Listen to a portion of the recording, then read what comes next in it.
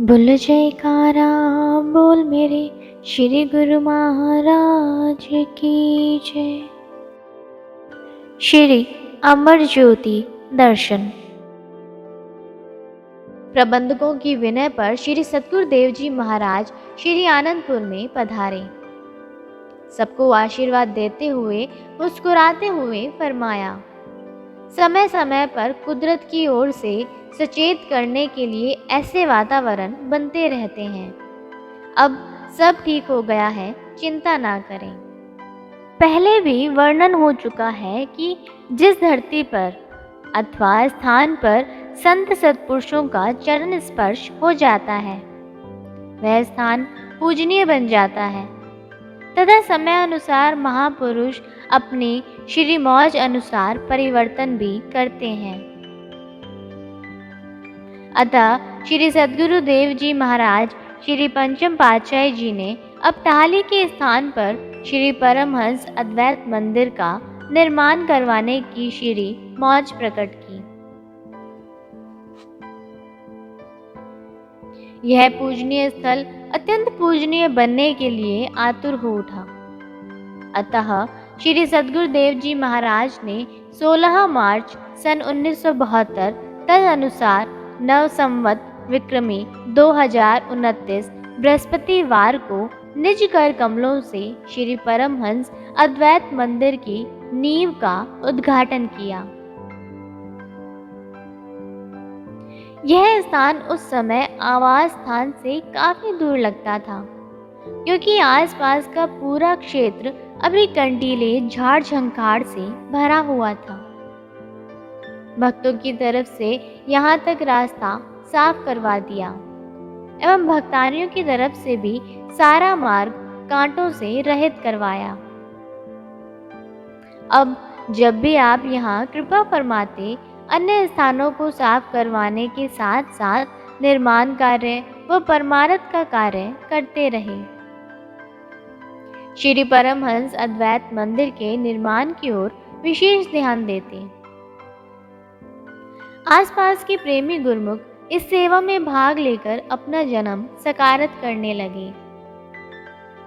रेतीली मिट्टी होने के कारण नींव की खुदाई भी गहरी करवाई तथा साथ साथ में अंदर से दीवारों को अच्छी मजबूती देने का आदेश दिया। यहाँ पर आपने कई बार श्री वचनों से प्रेमियों को निहाल किया। मनहरण लीला निरख सबके हृदय आनंद व उल्लास से भर जाती। आपने यहाँ एक बार पावन वचनों में फरमाया, दोहा,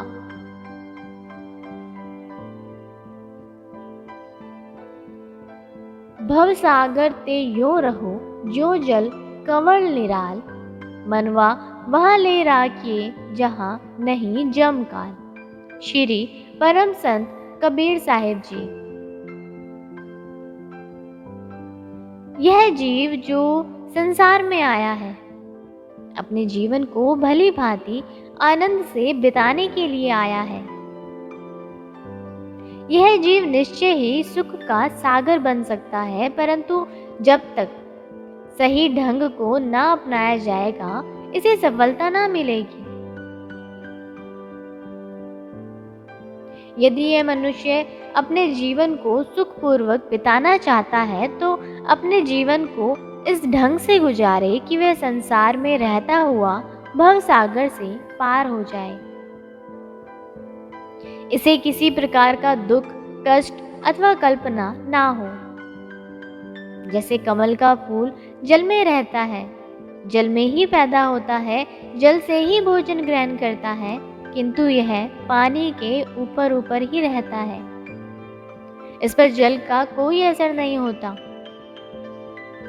ज्यों ज्यों पानी ऊपर चढ़ता है त्यों त्यों कमल का फूल भी ऊपर उठता चला जाता है, पानी में डूबने नहीं पाता। इस तरह जगत में रहते हुए जीव भी काल और माया की चोट से बचा रह सकता है। यदि विचार किया जाए तो इस संसार में काल और माया का प्रसारा कहाँ नहीं है। जीव इससे बचे तो कैसे। इससे बचने का यही उपाय है कि जीव मन को ऐसी सुरक्षित जगह पर रखे जहाँ काल और माया का वश न चले। तभी मनुष्य सुखपूर्वक जीवन बिता सकता है। यह ढंग महापुरुष ही बताते हैं। ऐ जीव, यदि तू संसार में सुखी रहना चाहता है तो महापुरुषों की संगति में आकर उनके वचनों पर आचरण कर। यदि जीव पूर्णतया उनके वचनों पर चले तो निसंदेह सुखमय जीवन व्यतीत कर सकता है। जहाँ सद्गुरु का शब्द होता है वहाँ काल की पहुँच नहीं है। सद्गुरु के शब्द से काल भी भय खाता है।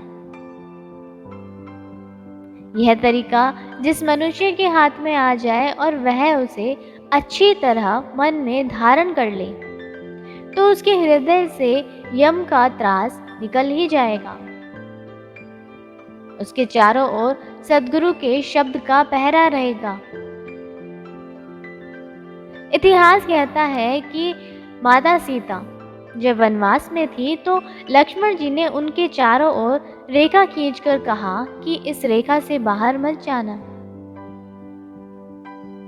लक्ष्मण जी को यह पता था कि रावण सीता जी की खोज में घूम रहा है, वह अवश्य कोई न कोई जाल बिछाएगा। अंत में हुआ भी वही। ज्यों ही सीता माता उस रेखा से बाहर आई तो रावण उन्हें तुरंत उठाकर ले गया। आज्ञा से विमुख होने पर उन्हें असहनीय दुख सहने पड़े। दोहा, सद्गुरु शब्द उल्लंघी के, जो सेवक कहे जाए, जहाँ जाए तहाँ काल है, कह कबीर समझाए। इसी प्रकार जो गुरमुख सद्गुरु के शब्द और उनके वचनों की लकीर के अंदर रहेगा तो उसे काल का भय नहीं व्यापेगा। यदि उस रेखा से बाहर जाएगा यानी गुरु के शब्द का उल्लंघन करेगा और उनकी आज्ञा का पालन नहीं करेगा तो तत्काल माया की लपेट में आ जाएगा। कारण कि बाहर सब और काल और माया का पसारा है। मन और माया उनके साथ मिले हुए हैं। गुरमुख विचारवान ही इस बात को समझ सकते हैं। संसारी लोग इस भेद को नहीं समझ सकते। मन की जो सेना है, काम, क्रोध, लोभ, मोह, अहंकार, राग, द्वेष, तृष्णा, ईर्ष्या इत्यादि सब उसी के साथी है, किंतु इस सत्यता का ज्ञान साधारण जीवों को नहीं है। इन्हीं शत्रुओं का शिकार होकर मनुष्य हर पल दुखी और व्याकुल बना रहता है।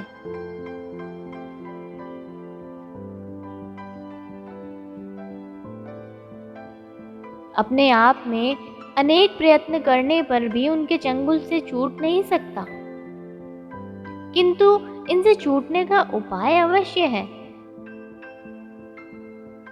जैसे कोई मनुष्य किसी भाई बंधनों में जकड़ा हुआ है, किसी जंजीर या रस्सी से बंधा है, तो किसी शस्त्र की सहायता से इस बंधन को कटवाकर वह बंधन से मुक्त हो सकता है। ये बाहर के बंधन तो तोड़े जा सकते हैं, परंतु मानव के अंदर जो मानसिक बंधन पड़े हैं, काल ने इन्हें मजबूत जंजीरों यानी मोह की रस्सियों से जकड़ रखा है। इसे छूटने का उपाय कौन बतलाए? इन चोरों और शत्रुओं से छूटने के लिए महापुरुष उपदेश करते हैं कि जब यह जीव सद्गुरु के शब्द का अभ्यास करेगा तब ये चोर और वैरी भाग जाएंगे। जैसे पहले कहा गया है कि जहाँ सद्गुरु का शब्द है वहाँ ये शत्रु नहीं ठहर सकते। सद्गुरु के शब्द की ओट लेने से जीव सुरक्षित हो जाता है। शत्रुओं के बंधन से विमुक्त होने का अन्य कोई उपाय नहीं है। इसलिए गुरुमुख जन शब्द की कमाई करते हुए अपना लोक परलोक सुहेला कर लेते हैं। यहाँ पर संगत को 1 या 2 दिन ठहरने की ही आज्ञा होती थी। महाप्रभु जी जब नई संगत आती तो उन्हें भी अपने प्रवचनों से निहाल करते। इस प्रकार लगभग प्रतिदिन ही अमृत वर्षा होती, ताकि सभी गुरुमुख इस सच्ची दात को पाकर लाभान्वित हो सकें। अगले दिन आपने अपने पावन वचनों में फरमाया, मन और माया की वैसे तो बहुत बड़ी सेना है, किंतु 5 चोर तो प्रबल वैरी हैं। यदि उनमें से एक एक का वर्णन किया जाए तो उस एक के बंधन से भी छूट पाना अत्यंत कठिन है। जहाँ इन 5 का अधिकार हो तो उनसे टक्कर लेने के लिए कितनी प्रचंड शक्ति, साहस और उत्साह चाहिए। जीव जब तक उनके पंजे से मुक्त ना होगा तो जीवन यात्रा को कैसे पूर्ण कर सकेगा। ये 5 वैरी तो जीव को एक पग भी आगे नहीं बढ़ने देते। ये तो उसे पीछे की ओर ही धकेलते हैं। ये वैरी इतने शक्तिशाली हैं जिनके विषय में संत तुलसीदास जी के वचन हैं। दोहा। अली पतंग गजमीन मृग, जरे एक ही आँच, तुलसी तिन की कौन गति, जाको व्यापे 5। अली नाम भंवरे का है। भ्रमर दिन भर फूलों पर मंडराता है। वह जब भी फुलवाड़ी में जाता है तो पुष्पों की सुगंध उसे अपनी ओर आकर्षित करती है। संध्या होने तक भी वह पुष्प को छोड़ नहीं पाता और अंततः उसी में कैद होकर अपने प्राण गंवा बैठता है। पतंगा दीप शिखा के रूप पर मुग्ध है। जहां ज्योति देखता है वहीं पहुंचकर मंडराने लगता है। दीपक की सुंदरता पर मोहित हो वह जितना उसके समीप जाने की चेष्टा करता है, उसकी उष्णता में अपने प्राण गंवा बैठता है। हाथी में स्पर्श इंद्रिय अति प्रबल है।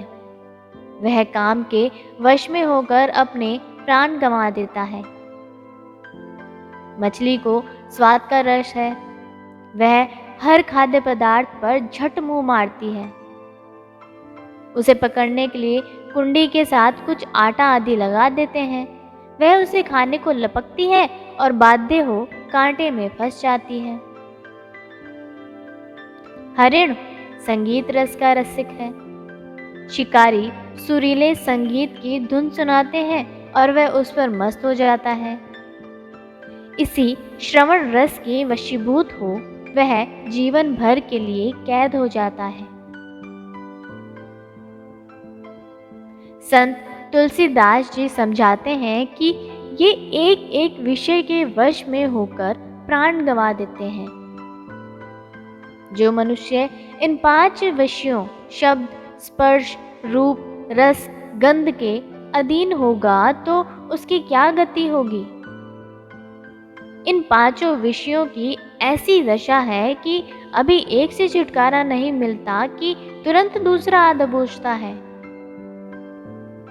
जहाँ एक का आगमन हुआ नहीं वहीं क्रम से सभी आ धमकते हैं। इन 5 शत्रुओं से मुक्ति मिले तब कहीं जाकर यह जीव सुखी हो सकता है। महापुरुष इनसे मुक्त होने का उपाय बतलाते हैं कि जो गुरु शब्द का अभ्यास करेगा, जो भजन में सुरती लगाएगा, वही काम, क्रोध, लोभ, मोह, अहंकार आदि से छूट सकता है। अन्य कोई साधन नहीं है कि जो जीव इनके प्रहारों से बच जाए।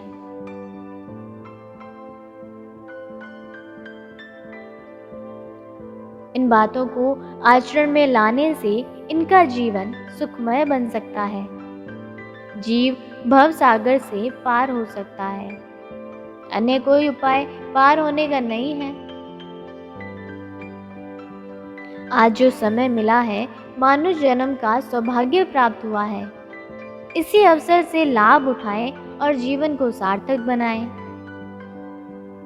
इस प्रकार आप आई हुई संगत को नित्य प्रति श्री दर्शनों का सुअवसर प्रदान करते और अपने सत्संग प्रवचनों की अमूल्य निधि से उनके जीवन में सौरभ भरते। संगत श्री चरणों की समीपता पाकर आपका गुणगान करती हुई अपने भाग्यों को सराहती ना थकती। ऐसे ही साय समय आप संगतों को समय दे रहे थे। लंबी कतारें लगी हुई थी। उन्हीं में से एक दिल्ली शहर की रहने वाली एक लड़की भी अपने माता पिता के साथ पंक्ति में खड़ी थी। किसी गलत दवा का प्रयोग करने से उसकी आंखों की ज्योति चली गई थी। कुछ न दिखाई देने के कारण वह बहुत परेशान रहने लगी थी। उसके माता पिता भी उसके लिए बहुत चिंतित थे। उन्होंने उसका यथासंभव उपचार तो कराया, परंतु कहीं से कोई लाभ न मिला। लड़की को श्री गुरु महाराज जी की सामर्थ्य और कृपा पर पूर्ण विश्वास था। उसने अपने माता पिता से कहा कि मुझे एक बार श्री प्रभु जी के दर्शन करवा दो, मेरी आंखों की ज्योति अवश्य ही वापस लौट आएगी।